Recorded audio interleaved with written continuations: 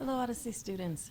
I picked another of your favorites, one that we usually read at Halloween. Do you remember Sounds in the House by Karl Beckstrand, illustrated by Channing Jones? And yes, Karl Beckstrand is related to me. He told me I could read these books for you. Okay. Sounds in the house. I hear a noise. Sounds in the house. A squeak from the door, steps on the floor, a creak on the stair, it's raising my hair. Tick tock, tap, tap. The clock ticks.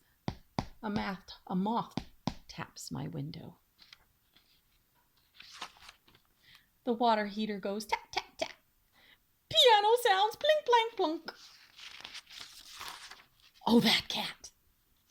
Pipes moan. The refrigerator hums.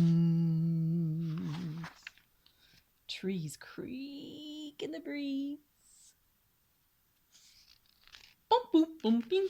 Something scurries across the roof. The furnace roars to life and makes a dog growl.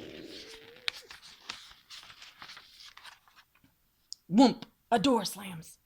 Is someone in the garage? Could it be that a goblin or ghost or a really bad guy who eats dogs in his pie, maybe down the hall or behind the wall, could be here in our house? Or perhaps it's a mouse.